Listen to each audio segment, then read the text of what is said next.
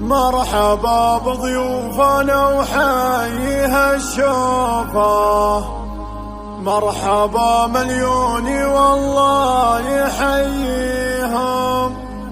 عندي منه منبع الجزل بكفوفه، أم أحمد الكريمة السنافية، أم أحمد الكريمة السنافية.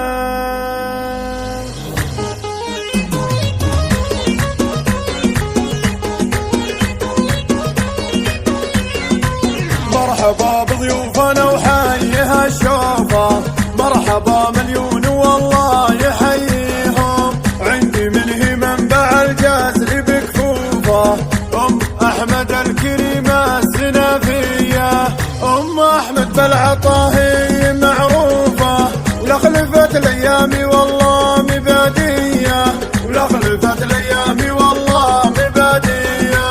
في ضحى لو نكتب الشعر وحروفه، ما يوفي الشعر والله المطيرية. فارقة بين العفيفات بوصوفه، فارقة بينهم هالسنافية. أم أحمد عوني من حد تظروفه، وقفتها تبري النفوس الشقاوية، وقفتها تبري النفوس الشقاوية. لا عطت ما تلحق مني وحسوفه، وارثة طيب الرجال الحماوية. بنت شيخ الريف للجار وضيوفه، ويل يا حيه ويا حي طريه.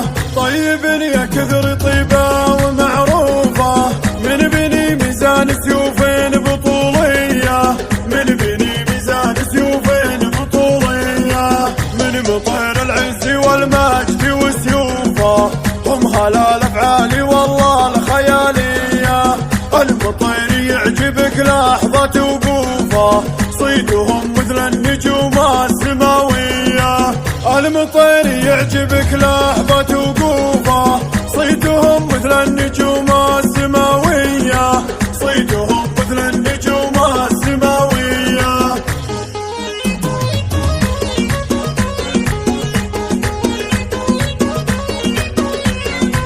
مرحبا بضيوفنا وحيها الشوفة، مرحبا مليون والله يحييهم. عندي منه منبع الجزل بكفوفه، أم أحمد الكريمة السنافية، أم أحمد بالعطاهي معروفة، ولا خلفت الأيام والله مبادية، ولا خلفت الأيام والله مبادية. في ضحى لو نكتب الشعر وحروفه، ما يوفي الشعر والله المطيرية. فارقة بين العفيفات بوصوفه، فارقة بينهم هالسنافية. أم أحمد عوني من حد تظروفه، وقفتها تبري النفوس الشقاوية، وقفتها تبري النفوس الشقاوية. لا عطت ما تلحق مني وحسوفه، وارثة طيب الرجال الحماوية.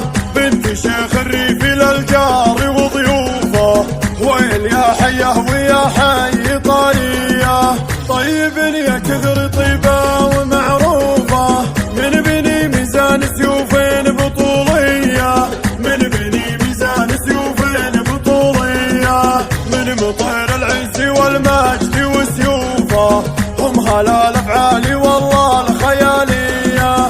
المطير يعجبك لحظه وقوفه، صيدهم مثل النجوم السماويه.